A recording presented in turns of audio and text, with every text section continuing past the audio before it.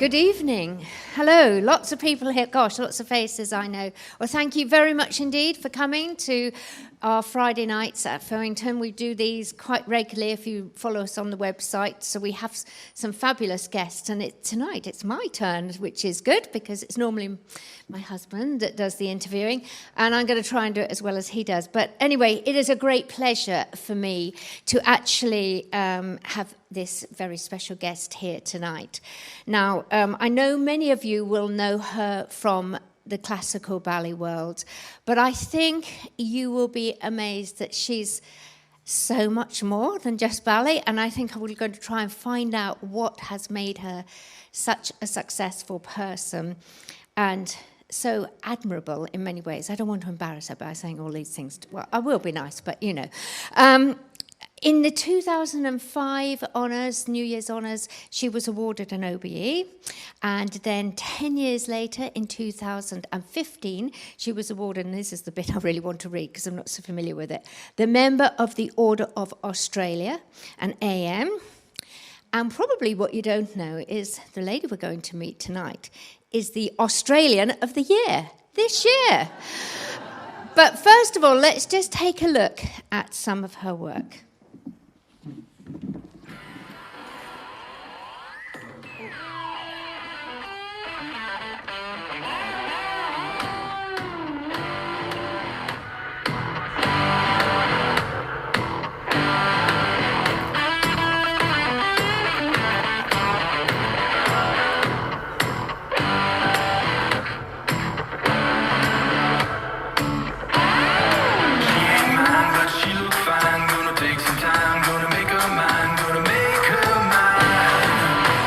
Knew that I had some kind of drive. If I was going to do this career, I wanted to be in what I consider to be the best place.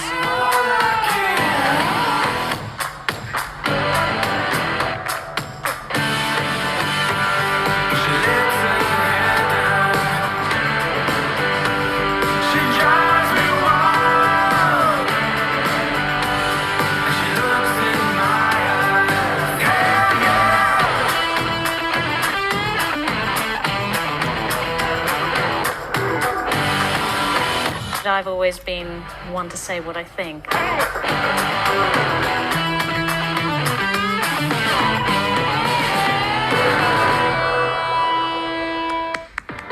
Woohoo! Well done. It's gorgeous. Absolutely gorgeous. I love it. Every rehearsal now, you're layering and layering and layering. Brilliant. However, a few little things. Sarah, your first step is looking stunning now. It's like, do you feel that? Yeah, I feel more. Well, this is the thing with Kenneth's ballets, is that the pas de deux are so difficult. You have to rehearse them and rehearse them and rehearse them. But at the same time, if the positions are looking too comfortable, it's not correct either. So it's keeping the integrity of the choreography and making it your own. And that's the key, again, of that balance of rehearsing and not being predictable.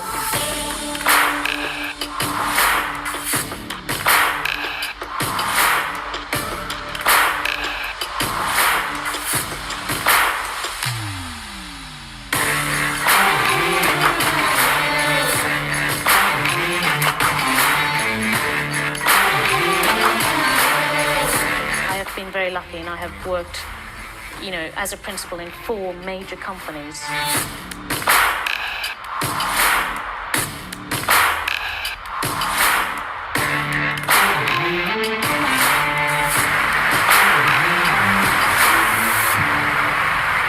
I wouldn't change anything. Ladies and gentlemen, put your hands together for the one and only Leanne Benjamin.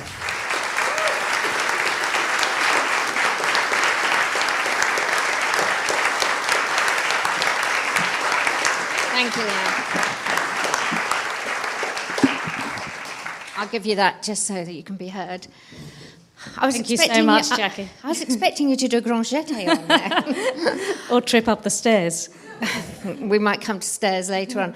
Leanne, we're here mainly to talk about, your new book that you've got out, Built for Ballet. Can I just start with that? Are you built for ballet?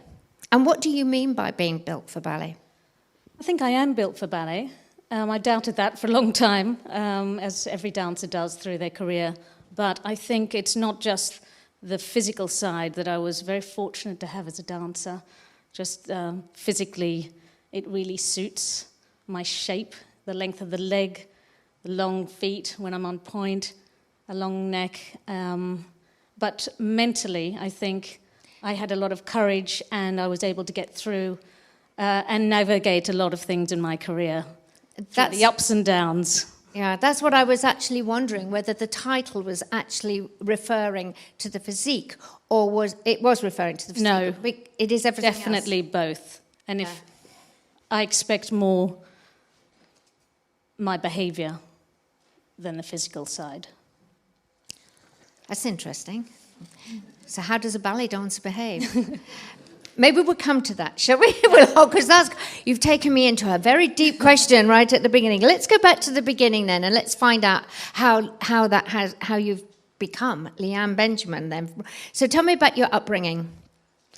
Well, I was born in a very small country town in central Queensland. Lovely upbringing. Not a lot of arts going on there. So my parents, or my mother in particular, wanted to make sure that we had something and some culture in our lives, and she saw a small advertisement in the newspaper of a little ballet school that was opening up, I started my lessons under the house. Oh, really? Yeah. Right under your own house? Not at my house, the teacher's house. Oh, right. So, in old Queenslander houses, you're on stilts. So very different here. Yeah. And that's how I started, telling stories, becoming a character, going on a Saturday morning, and it was just all about having fun. Yeah, and I think you've got an older sister as well. So did you both go together? We did. Yeah. Oh. And this, I think, perhaps was one of you did competitions, didn't you? I did a lot of competitions. So what you tell us about this picture? What was this? This was the very first. I cannot believe this moment was actually captured, and I am so grateful for it, because I have very few photographs of myself as a dancer as a child. But I was 4 years old, and I entered a lot of competitions, and this one was me dancing animal crackers in my soup. I had the costume made. I went for many fittings, and my mum, pinched my cheeks, and off I went, and I was not nervous. I sang, and I danced, and that was the beginning of a long journey of dancing. So we just mentioned there you've got a sister who also danced. Now, this is your older sister, isn't it? 2 years older. She's 2 years older. And did you both start together? Yes. So she was 5 and I was 3. Yeah. Yeah. And so did your mother dance? Did your father dance? Nothing at all in the family? There was a lot of music in the family, mostly singers and pianists. And my grandfather actually played for the silent films, the piano, and he was a choir master in our hometown as well. So there was always singing and music and playing in the house. But mum, she likes to say that she did a little bit of dancing when she was a young child. But music, it was mostly music that got us started. And what actually inspired you? Because you're saying, there's the two of you going to ballet, and you're not seeing any ballet. You've just said that the town you lived in wasn't particularly cultured. Did you see ballet on TV? What inspired you? I didn't see anything. The inspiration was I just loved to move. I loved to dance. It was just a sport to me. I didn't know it was an art form. I had no idea that ballet was an art form in any way. And my sister had a couple of ballet books that she used to, dream about being a dancer. And I just went along with her, and I was the one late to the ballet studio. Went to ballet in my pajamas, My dad was always picking up drinks in the back of the seat, and that's how I started. And then I was encouraged. I was dancing a lot of competitions, and I was winning a lot. And I write about this in my book, I know. But I won money. If I won, I was given $2.50 for a first prize. So I realised I was a good dancer, and I used to clock up how much I might win if I enter loads and loads of competitions, and then I could go and buy something for myself. So there was an entrepreneur in there right from the beginning. I'm now a bit worried because we run a lot of competitions. I'm thinking, do we have to give them $2.50 every time they win something? We'll be bankrupt because they're so big. So that's interesting. So tell me about your sister, because she obviously had a big influence. You were dancing together. What happened to her? She was the first one to pave the way, and she was accepted into the Royal Ballet School, and she was even given a position in the Royal Ballet Company. But after a couple of years, she decided, unlike me, she had to really struggle. She was a really good dancer, but she struggled with her diet and just with the amount of work and how she really felt. She was much more sensitive as a person than I was. I was just able to let things go if things became difficult, I suppose, and just get into that studio and work and progress. I suppose it must have been hard for her then, having a little sister just 2 years behind, being, I presume you leave it. Well, yeah. I'm going to say you've obviously ended up the more successful of the two, in a different way, because she's gone on to different things. Yeah. But I'm just thinking back now, as children, that must be quite hard, because we've got two, if you have two girls, and yet she was the first person to come from Australia to the Royal Ballet School and go into the Royal Ballet Company. I mean, that to me is a massive success. That's really successful. And yet she's got a younger sister coming up 2 years behind who's got a prodigious talent. Was that hard for her? Did that affect your relationship in any way? It did. She didn't really want her little sister to follow her to London, so that was a little bit difficult at the beginning. But she had other talents, and we all knew it was going to be more difficult for her because she was great at education, she was great at playing the piano, she could sing, so it was always going to be more difficult. Whereas for me, school was something outside. At school, my ballet school was outside of my training, but for me, school was something I did outside my training. Yeah, because I loved dance so much. And I'm just sort of almost intrigued how your mum has managed to create two ballerinas, not just one. I think most of us would be absolutely delighted with one, but she managed two. And I think the rest of them, you have a younger sister as well. Yeah, she was in musical theatre in the West End, and so my did your mum do? My brother's a property developer, so there we go. Your father. They were very inspiring. My parents were really the most inspirational people. There they are at the... Yeah, look at us in our little 70s outfits. But what a lovely little happy family. And that's your aunt with you there as well. My Auntie Pad, who I write to. And she's very influential in your life, isn't she? Yeah, she was my brother's sister. She was a spinster, and she really lived her life through us. Yeah. So eventually you go to the Royal Ballet School. You also follow, and you get to the Royal Ballet School. Did you notice the ladder in the right stocking? And the terrible positioning of the photograph. Oh, I see. It's a ladder on your foot. Yeah. What would you say to a child now? Check your tights. So that was the picture that got you into the Royal Ballet School. Yeah. And you came to the Royal Ballet School and you were, 16? Just 16. So how did it feel coming to London? It was daunting because it was just... it was so different in so many ways. We've got the climate. We've got the fact that when I finished my training in Rockhampton, I was the only person standing. Everyone else had gone back to education. I'd had the beautiful home family environment, everything that you could dream about, and going to the beach and the hot weather, and everything was upside down, literally. So, it was not the easiest when I came to London, but the digs were difficult, the weather was difficult, but the training I absolutely adored as soon as I got into that studio. But it must have been tricky, because they were obviously suffering with homesickness, I assume, really. And yet you're doing well in the classroom, and you were very quickly recognised that you should go into the Adeline Jenny competition first. How old were you when you did that? 16.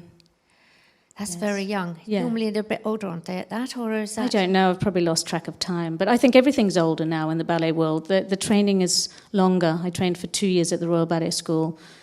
So just for anybody who doesn't really know about the ballet world, the Adeline Jenny Award, as it was then, was one of the most prestigious awards that you could possibly win, and it would really set you up hopefully in a glittering career, which it obviously did. But Leanne, you didn't just win the Adeline Jenny Award. I suppose, was it following the success at the Adeline Jenny Award? Yes. You were then sent to France? The Prix de Lausanne in The Prix de Switzerland. Lausanne. Yeah. Can you explain to the audience what the Prix de Lausanne is and how? And tell us what it was like. It's an international competition. It's on a level that was something that I had never experienced before. But I do think that I was very fortunate to have the experience of dancing on small stages. You know, we talk about, as we develop through our lives, whatever we do, it's that foundation that we give what we do. We give time, the 10,000 hours, I say, to succeed in whatever you do. I don't know how many hours I gave it.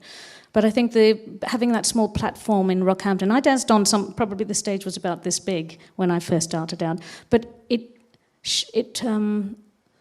did give me the experience of performing as well. So I wasn't as daunted as I probably could have been, rubbing shoulders with international students in Switzerland for that competition. And I was new. It was all new to me. I didn't speak the language, and it was tricky. It was tricky, but it was a new experience, and it showed me what this career could give me as well, to give more of an international platform. I was quite surprised when I read in the book. It just reminded me that, as you said in the book, I think it must have been at the Adeline Jenny, that you were totally lost. You got on stage and you couldn't see anything because of the lights. Yeah. Well, I've never experienced lighting before. You know, what most of you who don't know about ballet will not realise that you dance and rehearse all day in the studio, and then all of a sudden you have to get out on stage, and you can be blinded by the light. Yeah. Blinded by the light. But that actually, it is an unusual for anybody who's not been on stage and you can't see the audience. We can tonight, but it is an unusual feeling. I think we get used to it, don't we? But I find it quite comforting when I can't see the audience, actually. But I suppose for a dancer, if you be blinded and you can't spot, and it must. Yeah, I think it's good. That's what I'm coming to, that our youngsters today get the opportunity to appear on a stage in a professional environment, so they don't have that moment of thinking what happens. It's great. I think it's great. And it was a wonderful experience at the end of the day, and it all turned out well.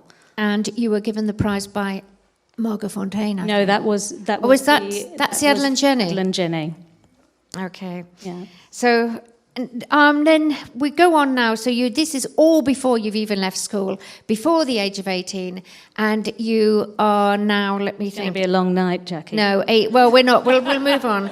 Just before your 18th birthday, because you then get the part in Giselle, don't you? That was a big moment. Yeah, that was a big moment. So tell us what happened with that. Like most schools, we have a graduation performance, and they decided to. I think the directors take a long time to decide what would suit the dancers and what the dancers are capable of. And this year they chose the full length of Giselle. So we were all completely gobsmacked by this, because it's quite rare that they allow the students to dance a full length.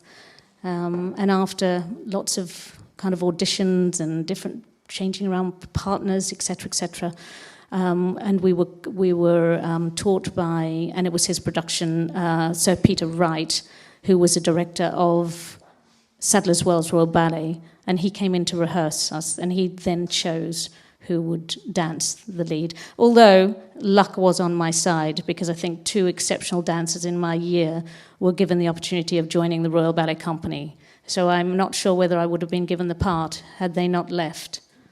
You didn't need to say that. Well, it's true. It's true. It's luck. And it's in this life, it's not just about hard work and talent. It's about luck. Yeah, I think you create your luck a little bit as well, though. You do create it because you. And who was your partner in that? Jonathan Cope. You all know him, the dreamy Jonathan Cope. Wasn't he very tall? Very tall, and I remember writing home to my mum, and it was in my old diaries saying, I just so want the part, but I know they will not put me with Jonathan because of his height.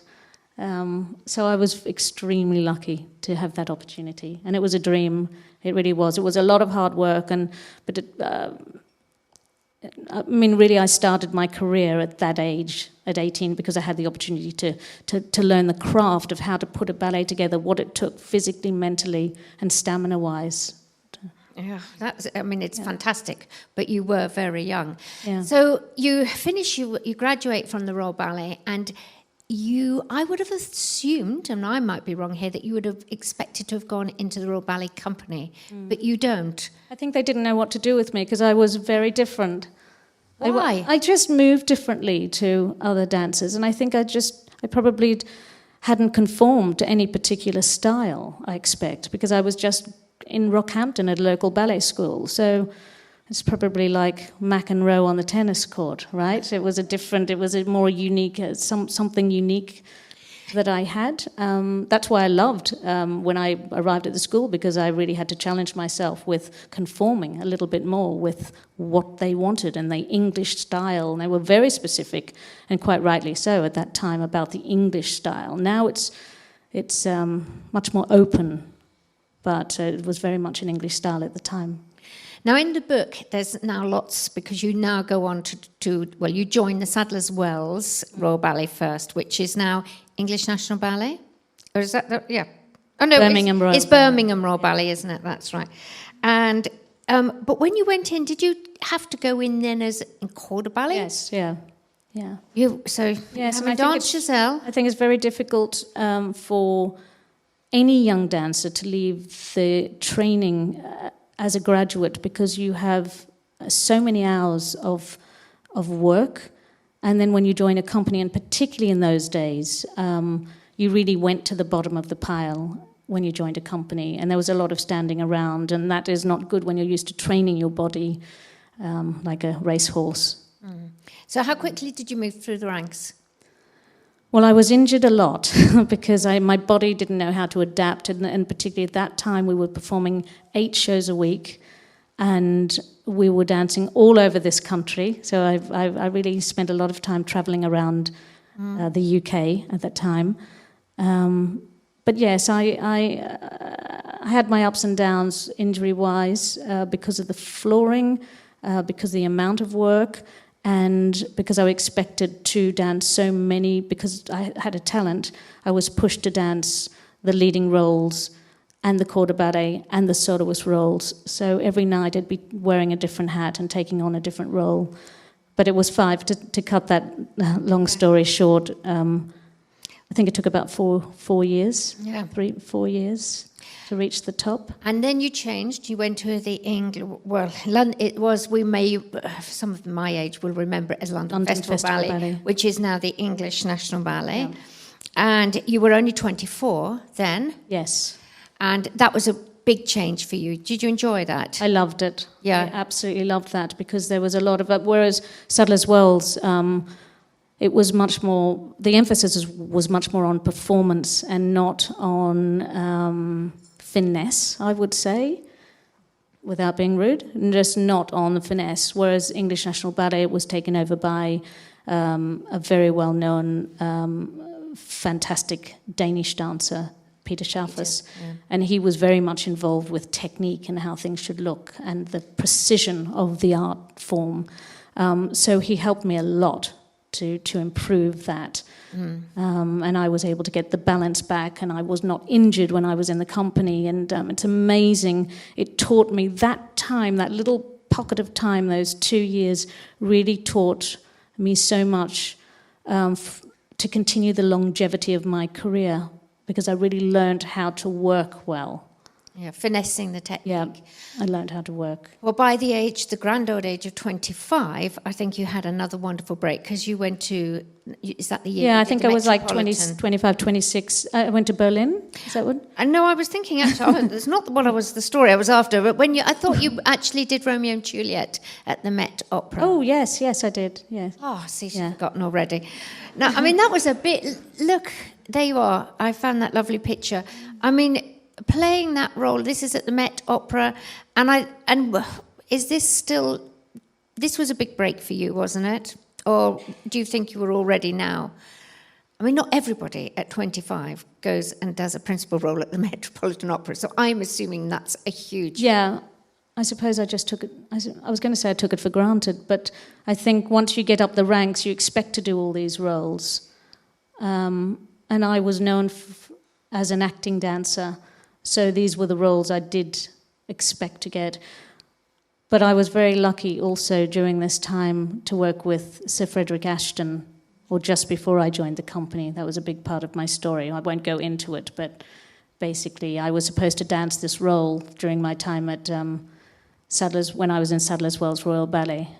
And it all went a bit horribly wrong because I was kind of double dipping with both companies, naively thinking that I was able to do that, which stressed out my director, Peter Wright. They were the days where if you're in one company, that's all you did. You were not allowed to go out and do many other things like the dancers do today. It's so much more free now with the dancers. But yes, that was a very special time, and it was during that performance at the Met in New York that I first met Sir Kenneth Macmillan in person when he came backstage. I didn't realise he was in the audience. For those, I suppose, maybe you all know who Sir Kenneth Macmillan is, the great choreographer. We'll go back to him later yes, on. So that was my first meeting. Yeah, that's great. So now you then move again to the Deutsche Opera in Berlin. Yes. And you're now at the grand old age of 28 and became a principal. No, 26 by then. Oh, only 26, sorry. Yeah, You went straight away. Yeah. Yes, yeah. Okay. And then your final move was finally to come to the Royal. So you finally got... How old were you when The you reason get to I the know Royal? that is because when I came to...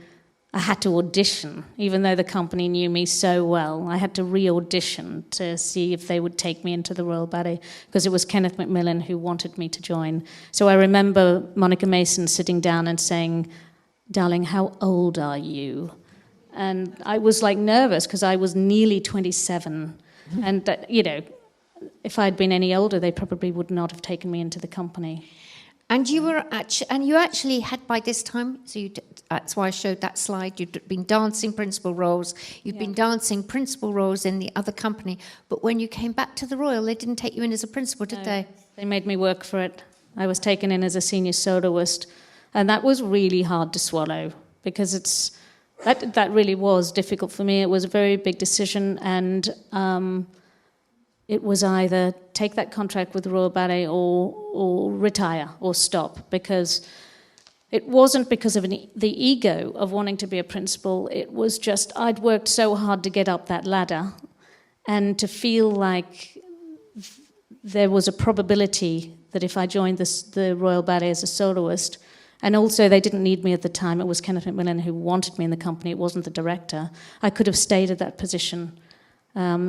But after I took time off. I went back to Australia, and I actually took 8 months off to make a decision about this. And it was Kenneth who called me weekly to say, "Have you decided? Are you going to take that contract?" And I realised how much I missed dance after taking a break. And you must have lost fitness, or did you keep your class I can't up? remember. No, I don't remember that. So that's interesting. This is... how do you... I think every dancer, actually doesn't even matter, dance, theatre, a very successful person, everybody has these moments when you're flattened and you take knocks and it's really hard. Do you have some sort of coping mechanism to get yourself back out of that and just say, and you took time off there, you could have almost not danced again? So many times in my career. That's so just one small time. How do you pick yourself up? Because without a doubt, you're the person, I've never met anybody like you that actually has fire in their belly like Leanne. When you get to know Leanne, you have the most amazing determination. Ask my husband who's here somewhere. Yes. So I know it's there, but, I think it's just not doubting yourself. I mean, I think the thing is... Particularly, again, I talk about the olden days, you think I'm 100 years old, the way I talk about it, but times have changed so much in our profession and just in life generally, with sports and with ballet in particular, because we were left to our own devices. When we had an injury, it was just go off and fix it or rest.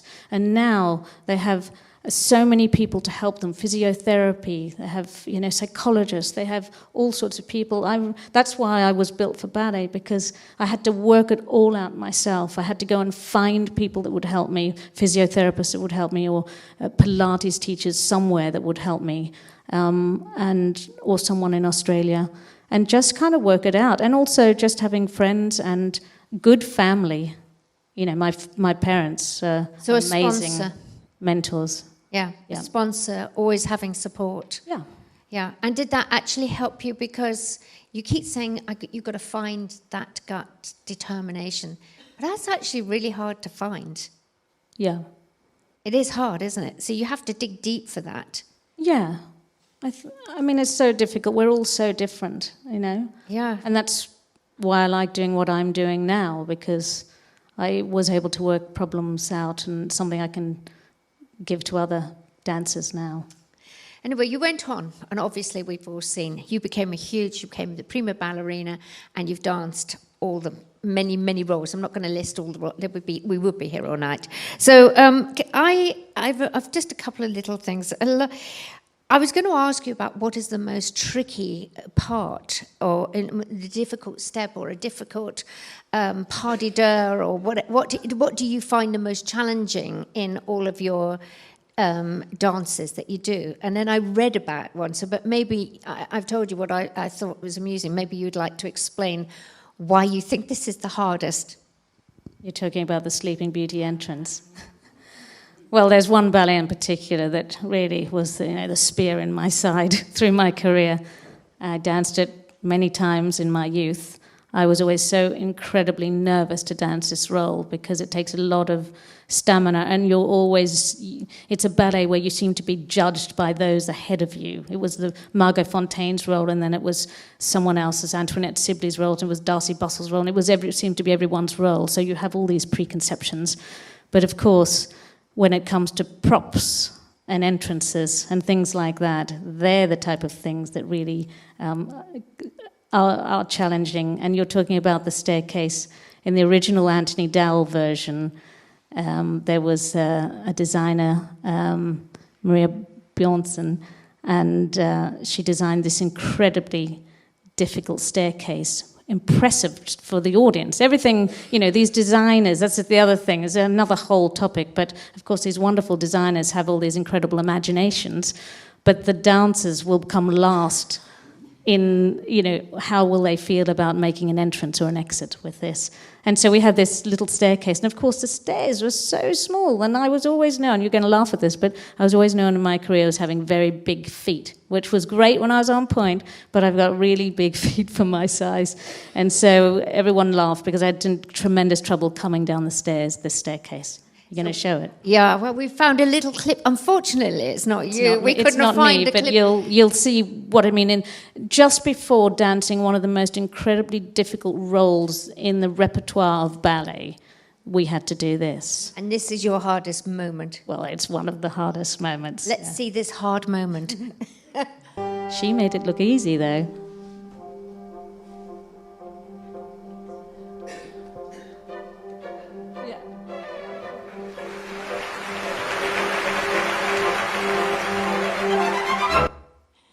So that is tricky, right? If you've got a pair of point shoes on, not trainers, but point shoes.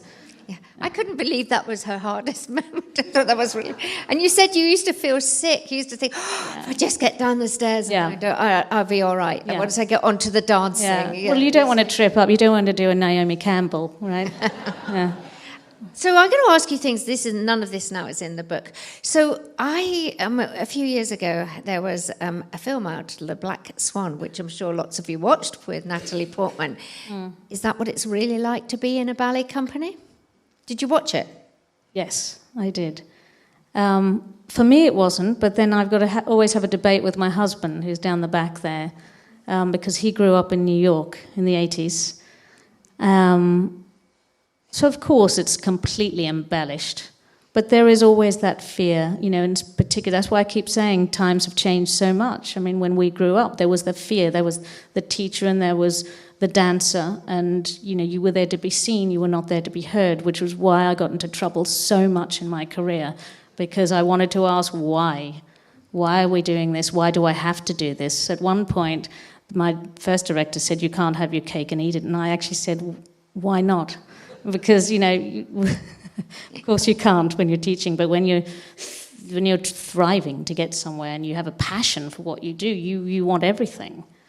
Yeah, so it must have been really hard. Oh, well, so it's not quite as bad as that, because I don't think so. Good. I don't think so. I hope, and I'm glad things have improved. Well, not when I'm in the studio, anyway. Good, I'm sure it isn't. So let's move on to your private life, because how does one actually manage to have a private life when you spend half your life on tour? That was me on tour with my first company, so we used to fly, get on, perform, fly, go to another place, fly, go to another place. So and I think that's at an airport. Yeah, is that where you sleep? Knackered, as we say in the business, knackered. Yeah.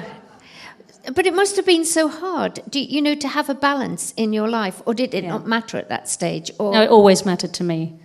I think I've always strived for balance, and it was something I was always brought up to believe was very important, and that dance was definitely not the be-all and end-all, which is why I'm probably who I am. Yeah, probably did help. The balance would actually help ground you, and of course you've been lucky. So, and I think we have another shot which is not showing the other side. So when you are on a tour, sometimes they have fun as well. Where was this? That was in Brazil. That was just outside Rio de Janeiro. We had a few days off, and so it was a place called Brunjes, from what I remembered. Yeah, sorry, someone obviously did that to me. So it wasn't so bad. And the other thing I noticed from the book, which I thought was really interesting, I would think, have probably been influenced by your mother with this, because she was into antiques and antique dealer, and she loved design. And so you helped. Maybe this idea of balance, you balanced yourself by actually having an interest in house design. Yeah, it's my other great passion in my life. Yeah, so you've been smart, haven't you? You bought yourself a flat. After I received my first paycheck, I started looking for somewhere to live. So I used to sit with my father. He bought and sold properties. He, in Australia, could move a house to another piece of land. So I loved hanging out with my dad. So I'd see him with the paintbrush all the time. And talk about work ethic. This was not his main job, but it was something to. Well, look at us. We all had to come to London, so he had to do something to support his family. So I saw that incredible work ethic, and at the same time fell in love with the things that they fell in love with as well, and how you can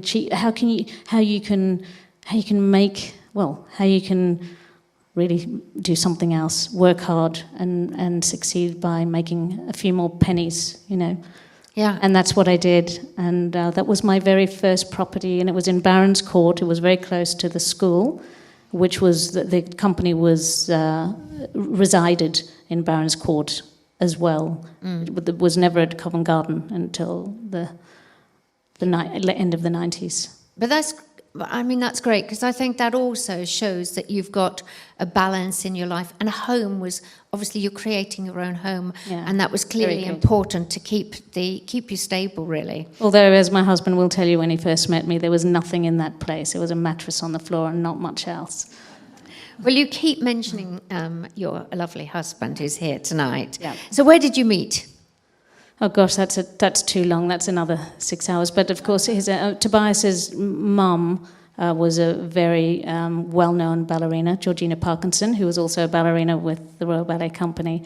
So I knew of Tobias through that. But I suppose our first big encounter was that I was asked we were having a season in New York at the Metropolitan Opera House when I was with the Royal Ballet Company, and I was asked to be featured in a dance magazine, and they sent me off to someone called Roy Round, who was a photographer, who's Tobias's dad, and they had an incredible loft in New York. Georgina had, when she retired, moved from the Royal Ballet and became ballet mistress at American Ballet Theatre, with the invitation of Mikhail Baryshnikov. So Tobias really grew up with a huge heritage of the ballet world and all people famous in it. So Tobias was there helping his father on the day of my shoot. And it all went a little bit wrong. No, it didn't, because look at that. No, it did, There but on we the go. day it did. But Oh, we did won't it? go Oh, I into see. that. We won't go into that. Well, I think you've been very happily married, and there's your wedding picture for a long time. But I actually want to pick up on Georgina that you were just mentioning there, because many of you may hear will have come in from Brighton, because that's where she came from, wasn't it? Yes. She's born and bred in Yeah, Brighton she and is. started her training here. Yes, Before so she's one of Brighton's very own ballerinas, and she was hugely famous, wasn't she? Yeah. And I think, am I right in saying she was as famous in this country as she became even more famous in America, or was it? Probably, yes, I because she was loved. She was still performing some of the character roles right to the end of her life. Sadly, she passed away, but right to the end of her life, she was performing. Yeah, it's amazing.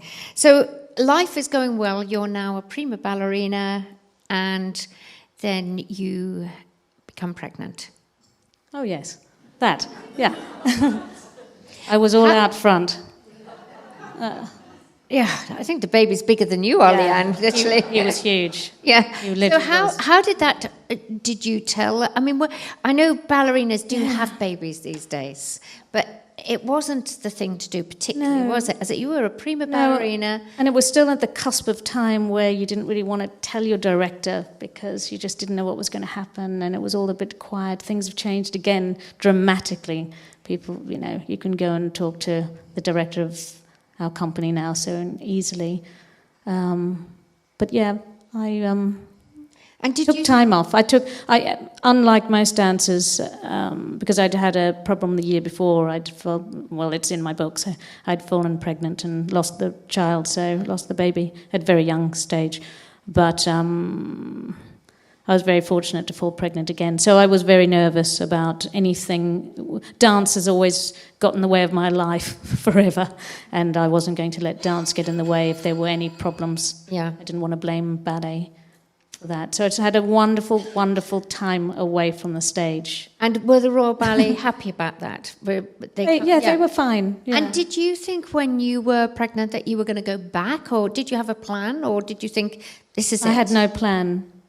I had no plan at that point, and I wasn't sure how I felt, and I think it came along at the right time of my career, and I felt this pregnancy, this real time off. Usually dancers take time off when they're injured, so it's never a good time. So this was a very happy time off, and I just loved. I mean, I was very sick for most of it, but I loved every minute of it, and I loved the fact that my body changed so much, and And I had boobs as well. You delivered a lovely baby boy, Thomas. Thomas, yeah. There he is. He's going to be 20 in June. Yeah. And then, how long did you have off before you went back? Because I think this is a very interesting bit. Well, I tried after I'd had a cesarean as well, so it was a little bit more complicated. But after a month, I mean, you've got to remember you've got to remember that I had had almost a year away from the stage, because as soon as I got sick, the whole 9 months, whatever. So I was kind of desperate to get back to do something. So I remember going to Pilates after a month, and he just sent me away, and I think I did a few feet exercises. And I took a little, sent me away for another couple of weeks. And then I just started very, very slowly, but I was back quite quickly. My body just came back into place very, very quickly. And I was 39, so I know a lot of dancers struggle, their bodies. They were retiring at that age. They're retiring at that age. They were retiring, but you decided to start again. Yeah, I was, in discussion with the director, and I felt like I hadn't. If I had to be at home with Thomas, I would have been. But he was such a good baby. There were no complications, and I thought I'd go back, but never with the intention of continuing for 10 more years, that's for sure. It was never my intention or my desire, really. But actually, everybody says, and actually this is the period I saw you myself dance the most, over the next 10 years, that they were your finest years. And do you agree with that? Yes. And, I mean, you just went from piece to piece. I mean, it was just phenomenal. And you're like a fine wine. You matured. Yeah, I think you matured. I think it just having that time away gave me the opportunity to reflect on what was important, and I'd always been so incredibly nervous throughout all my performances. And I thought if I'm going to come back and dance any longer, I'm going to try and get some enjoyment out of it, not just let the nerves and the pressure. Because when you're a perfectionist, pressure takes over. But that's you can't change that, and it's something I'd say to the dancers now. You're gonna be nervous. It's how you deal with those nerves. But interestingly enough, once I hit the stage, I was always fine. It was just the thought of it, the pre-performance. But yeah, once I was very lucky. I mean, it wasn't easy, obviously, but I had structured my own rehabilitation into coming back as well. I did it myself, because at that point I knew my body so well. I didn't want to be pushed and prodded by anybody else. And I just got into the studio and started 5 minutes first day, 10 minutes second day, 15 minutes third day. And took it from there, and I was very, very lucky that my first experience back, and what drew me back into the studio is that I was asked by Wayne McGregor when I was 9 months pregnant, would I be the lead in his new ballet, which was going to be his first piece for the main stage. And a lot of that clip you saw at the beginning in a little white outfit was my first creation with him, and one of my first roles back onto the stage, which was only a few months, not long after. And actually that brings me very nicely on, thank you, to choreographers. Oh. Yeah. I've never seen that picture before. Oh, we found a few. So I wanted to talk about choreographers, just in general. You have worked, well, this is only some of them. There's male ones. This is just a few of them. I mean, would you like to say something about Kenneth Macmillan? Well, Kenneth just changed my life because he spotted me in Berlin. He came to create a ballet there when I'd spent my 2 years. But the reason I went to Berlin was because the director from English National Ballet was asked to leave, and he was taking over the company at the Deutsche Oper. So he invited me along. And I hadn't settled in very well into the company. Everything, again, big changes, very few performances. But then I heard that Kenneth Macmillan was coming to recreate a piece that he had done originally for Alexander Ferry at the Royal Opera House. And so, gosh, it was... and I hadn't actually met him properly since that day. I'd seen him at the Met years before. And he came and watched a class, and I was desperate to get the part, and I was just incredibly fortunate that he chose me for the opening night of this piece called Different Drummer, about Wojciech. Yeah, that was a fantastic piece. Now, what about female choreographers?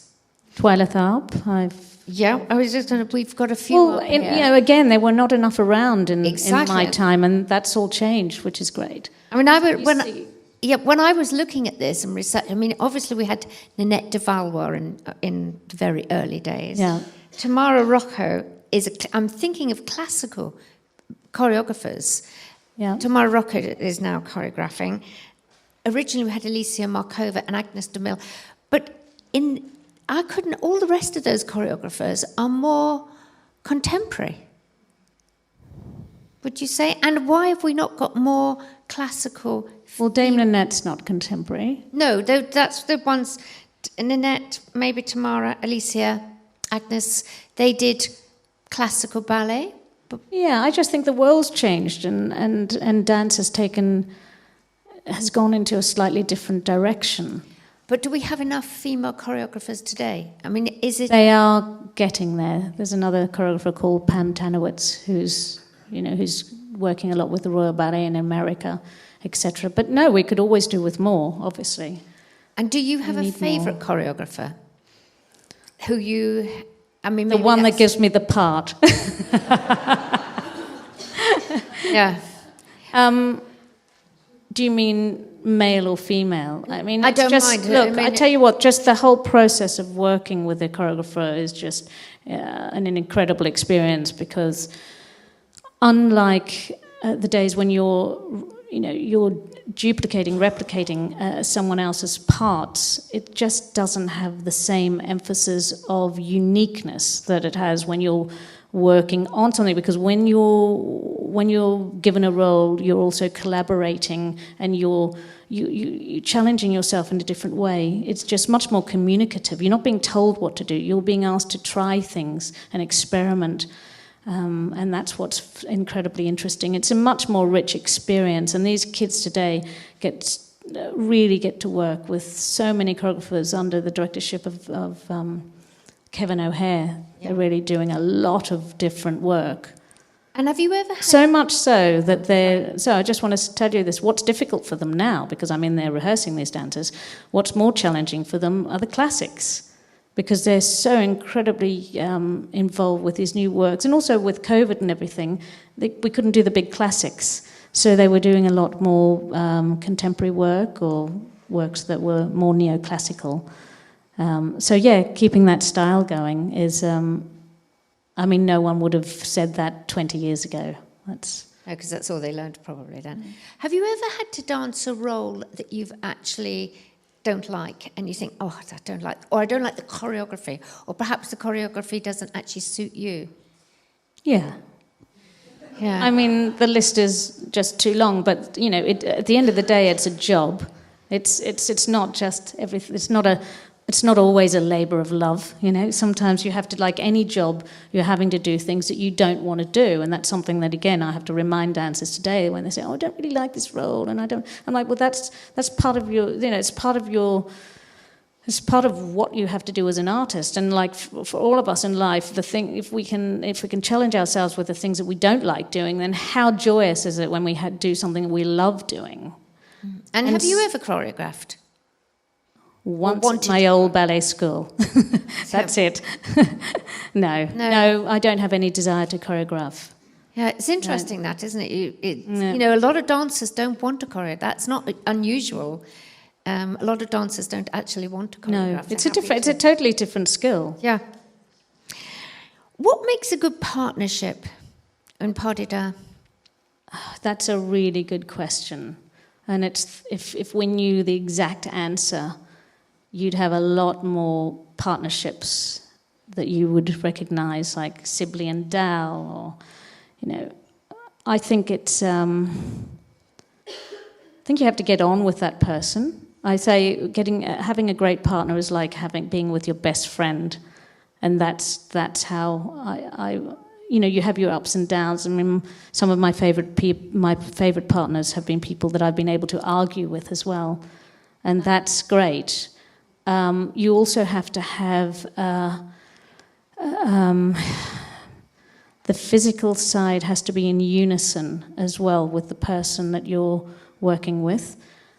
And don't forget that when you're working on a role with someone, you're spending an awful lot of time with them. So you also you want to get into... I always like to get inside the head of somebody, and then I would be able to relate to them more. And if you can relate to your partner more, that's why when you see these fantastic partnerships that develop over the years, because they're spending so much time together as well. So you're really getting to know the good, bad and the ugly of that person. And so this is actually not in my thought, but you've made me think of something. So do you believe that there is such a thing as the curse of Strictly? Oh. It sounds like there is. I mean, do you watch Strictly Come Dancing? I do sometimes. Yes, they talk about the curse of Strictly, because everybody's relationships break up because they do exactly what you've just said. They spend hours together getting inside one another's heads, and they work right. together. So because of the intimate relationship that you need to have. So yeah, and the joy of dancing with someone. They get a lot of joy. It's fabulous, Should we move on? Yeah, Too much joy. Tell me about your role today at the Royal Opera House. Yeah, well, my role, my title is guest principal coach. So I have a wonderful job of taking care of the principal artists or dancers that are performing the principal roles in most ballets at the Royal Opera House. And I particularly work on the classics, all the neoclassics, and in particular the dramatics, and mostly the Kenneth Macmillan rep that I was really known for. Yes, it suited you, didn't it? Yeah. But the other thing you're known for, and you Go on, Jackie, tell me. says you're known as being the difficult ballerina. Is that a fair title? I don't know if that's a fair title. I think I spoke out at a time when dancers maybe, as I said, were supposed to be seen and not heard. And I've always been someone who likes to have a conversation and not talk about it in the changing room. You know, I like to talk about it there and then in the room with somebody. Yeah, I think actually, Leanne, you did an awful lot for women in ballet, for female, because you were the spear leader. You weren't prepared to be dominated by the male environment, or a female environment. I didn't know what it was. You weren't dominated by anybody. You said it and got it right for everybody. Well, I didn't get it right, I can tell you that. A lot of times I got it wrong, but I've certainly have learned by my mistakes. And I think it's important to be able to, you know, to let someone know how you feel, because otherwise you're really under pressure. There were a lot of times through my career when I was dancing these big roles, but I wasn't able to voice how I felt, or you weren't given time to really voice your opinion and just get it out there. And I think when we're relaxed, we all behave in a much better way. And I think that's what the dancers are allowed to do now. And you need to be like that in order to communicate with the audience through the medium of dance, didn't you? Some silly little questions now. What would you have done if you hadn't have been a dancer? That's a good question. Probably a property developer. They're laughing. Yeah, more painting. They don't know. No, they don't. They don't know. She loves doing property. Obviously hasn't read the book. No, well, there's much more in the book. There's much more detail, and I'm not going to give too much away. And I wondered if this fire in your belly, or this determination, has your son inherited that? Yes, absolutely. He's a bit of a force to be reckoned with. Yeah. Really, my next question should be for Tobias. How do you cope? Oh, well, I mean, it's fantastic. So I met Leanne just a year ago, and we started talking about how we could work together. And Leanne has been absolutely fantastic, because it's my great passion to try and help improve, give more opportunities to young dancers through our charity. We want to reach them and help improve not just the dancers, but the teachers. So we've been working on a project which we're launching this year, which is called the UK Young Dancer of the Year. That's actually the theatre dancer, which is going to be headed up by Arlene Phillips. And then we have the classical dancer, which is going to be headed up by Leanne. And I mean, Leanne, it's fantastic, there's the opportunity these young girls and boys are going to get, because Leanne's actually going to coach them as well, and then they will get to the finalists will actually, and these could be children, I'm going to say children, better say young people, of 14 to 18, and they will have the opportunity to dance at the Royal Opera House in September. So I think that's fantastic, and the work you're doing with us is phenomenal, and we are incredibly grateful. Thank you, Jacquie. I just hope that the children, I must not call them children, sorry. They are these dancers. I hope they appreciate your time that you're giving them. I think it's going to be brilliant. Now, I also saw one, and I thought it would be a nice thing for you, if you can remember it. You might not remember them. You have in one, it was in I don't know where you said, actually in a speech you gave 7 things and advice to dancers today. Can you remember what they are? Because I can give it to you if you want it. Yeah. Shall I? So you gave 7 headings. I thought they were just brilliant. Surround yourself with support. That's a big one. Important. It's really, really important. And that doesn't have to be dance support. It can be any kind of support that you need, particularly outside the profession as well. My number 2 is my favourite. Okay, which one? It says, compete with yourself and not others. I think that was part of my success. My mother always talked about this, but I never thought about it. But she always said that I never had that ego, and that I was always happy to be happy for others. And that when I'm upset about a performance I've done, it's about what I've done. And when I haven't succeeded, it's not about anybody else. It's my problem, and it's my problem to solve. And I think that was part of the Built for Ballet. Yeah, I think that really comes through in the book. Don't be put off if things don't go your way. You learn more from criticism than you do praise. Yeah. The right type of criticism, of course, not the slamming down one that we've all gone through in our lives. But yes, it's very important. Be consistent and reliable. That's really important for young kids, because this was a graduation speech that I did as well. And for those that are going into a company, they have to understand that consistency is pretty important if you want to go up the field, because it's not always talent that... It's not always the exceptional dancers that succeed. It might be someone who's incredibly reliable or intelligent with their work. Yeah. Treat the people you work with respectfully and expect nothing less in return. I learned that more as a teacher than I did as a dancer. Yeah. And remember your passion. That's the biggest one for me, is the passion. Yeah. I think that's a very good... I mean, when I saw this, I thought we've really got to show all our young students that, because it's like a little Bible for any dancer, whether they're going to be ballet dancers or even performers. It's such a good... Yeah, I think that's my... Well, I think 7 Commandments by Leanne. Yeah, exactly. Well, I think the other thing is that the reason I came up with the passion at the end, I mean, I'm obviously a very passionate person about almost everything I do, which is what drives everyone crazy. But it is the driving force, is the passion for something. And you've got to remember, when you're a dancer, particularly when you're a dancer and you're a perfectionist, you get caught up in the smallest details of getting everything right. But if you remember why you did it, why you were dancing in the first place, you have to be reminded why. And you have to remember that passion is not just about the steps, it's about that passion that'll drive and bind everything and all your work together when you hit that stage. Yeah. Now, I'm going to throw it, because I've asked lots of questions and I've loads more, but I think we've got to a point that you might like to ask some questions. So please just put your hands up and I will shout out nice and loud, and I'll repeat it if we can't hear you. Is that Caroline? Yes. Yeah, hi Caroline.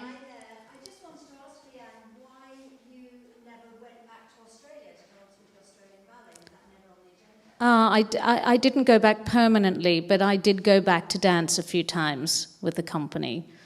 And it was actually one of my highlights, dancing at the Sydney Opera House. Later on in my career, I was desperate to go back and be in my home country and to be with friends and family, because it's always been so lonely for me, especially when I saw a lot of the other dancers with their parents after every performance, and I'd have my flowers and... walking home alone sounds like, but it's true. You sometimes you want the people that you really love to be there by your side, and that was a rarity for me. So I did go back a few times to dance, but not as often as I would have liked to. And there was an opportunity at one point to go back when the Royal Opera House almost closed through financial difficulties and closure of the house, etc. for a while, before they renovated this beautiful new opera house, part of the opera house that we have now.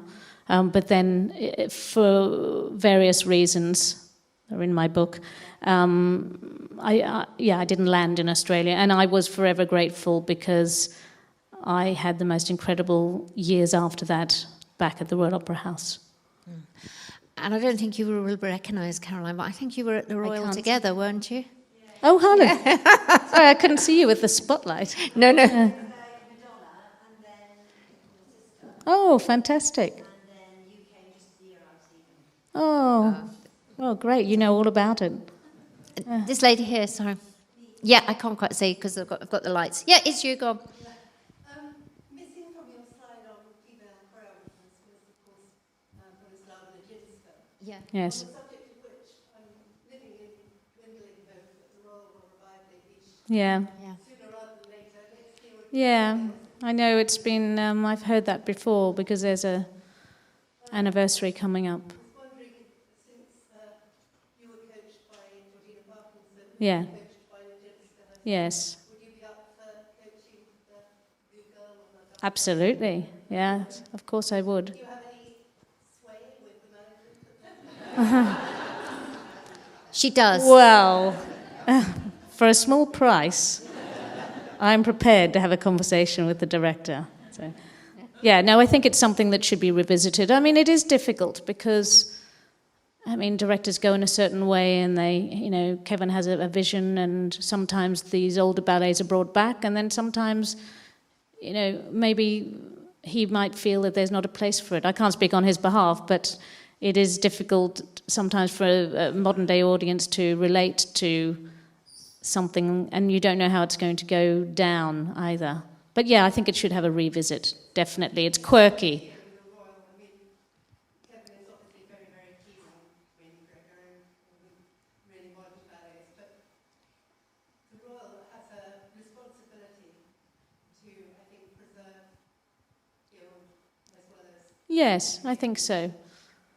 And they do try. I mean, he brought back 2 pigeons, and you know, there's always the classics in the rep. But yes, I agree. I think something like Les Biches should have. That will be, you know, that this shouldn't be lost. I mean, that is some play that's due for a revival.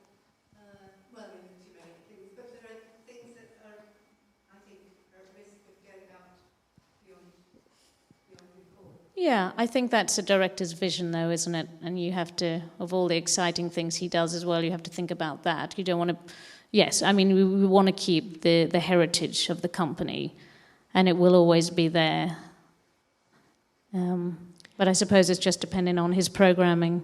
I have another question here. Thank you. Hi. Are you able to tell us who your favourite partner's been? Yeah, that one was fairly obvious at the end of my career, which was Edward Watson. Yeah. Yeah. He's just retired, and we're actually working together at the front of the studio now on a lot of rep.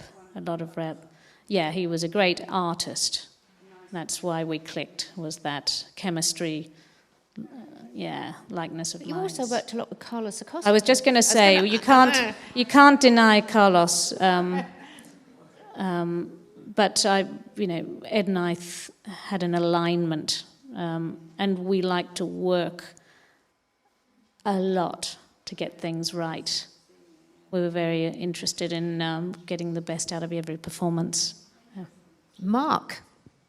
As a young man in the early 90s, Yeah. I had the privilege of seeing the Royal Ballet, and it was a very exciting time, I felt, watching those dancers coming through. It always slightly felt to me, so tell me if my observations are right or wrong, but Leanne Benjamin was always slightly to one side. I was at that time. Not quite part of it. Yeah. Well, I was part of it, but there were so many other ballerinas there, and I wasn't the director's choice at the time, because that was still under Anthony. Was it under Anthony Dowell? I've lost track of time. Yeah. It's in the book, Mark. Yeah. There's a lot more detail in the book. Yeah. So, Yeah. and it's really interesting. Actually, That's why I was built for ballet. yeah. Yeah. And what are the, Yeah. It's just interesting watching you, in the rep. It was always slightly, the ambition was a little bit on the outside rather than being part of it. Well, I was third cast, not first cast.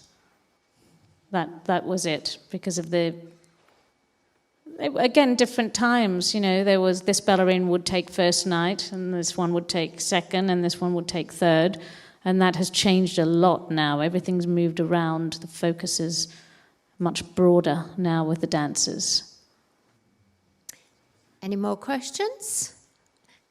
Kate? Thank you. Is Prokofiev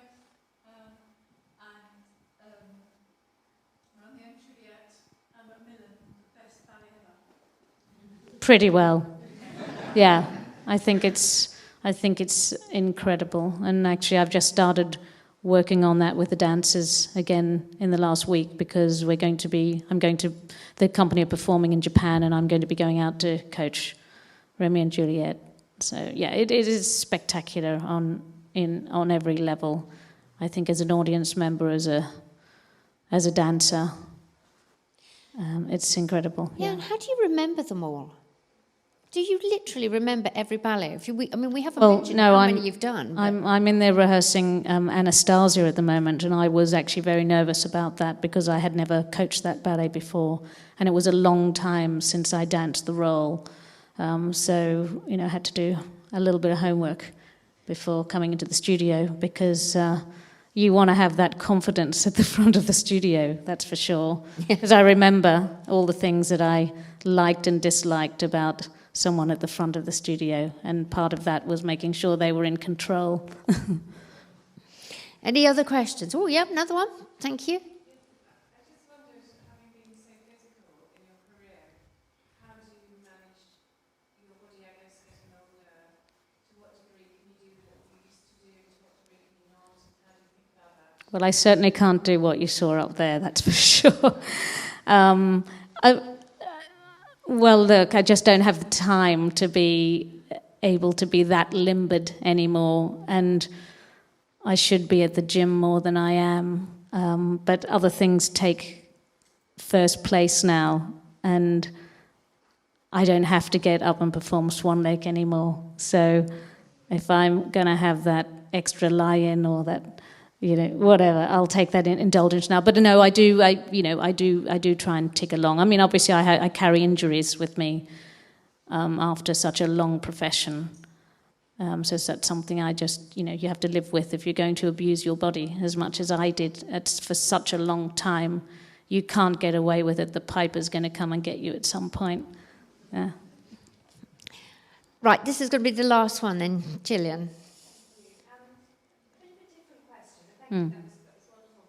But obviously technology is playing a larger and larger role, and more is being streamed. Probably the kind of revenues and are changing. Is that changing performance in any way? I mean, are you seeing a shift from sort of obviously the stage is the most important? Is it changing how dancers think about it? Because they know so much more is going to be streamed. Yeah, everything's is filmed now, and I think it's amazing for the dancers. It also puts more pressure on them because they're being filmed. They can't just make as many mistakes as they used to be able to make, and that's, I think, a bit of a pressure. But at the same time, how wonderful, because when I was looking for footage through my career, there's a lot of rules and regulations about what I'm allowed to use and what I'm not allowed to use because of the union rules at the time. And now the rules have changed with the dancers. And so it's much more of a buyout situation. But at the same time, they have the footage of the film for the future. When they decide to write a book, they'll realize that having that footage is gold, really. But yes, of course, life has changed so much. Social media has changed everything so much. When I'm teaching in the studio now, there's often a cameraman or a camera. Everything's audited much more now. Well, Leanne, I have to say I'm completely in awe of your determination. You've had such an interesting career, and the way you fought back every single time, and you fought for your case, and you fought for women dancers, it's not been easy. And your book is so inspiring, and I think even if you're not particularly into ballet, this is a life that you've fought for, and I think youngsters really need to, particularly, if you want to go into any walk of life, need to read this and understand that you can have, because actually we haven't gone into it today, but you did have hip problems, knee problems, everything, you've worked through all these endless things until you've got there, and you're really a very inspiring person, and I feel very honoured that you've come and spoken to us tonight, and thank you, and please buy, I know lots of you have already bought the book, so can we please give a big round of applause? Thank you so much, Jacquie. Thank you very much. Thank you.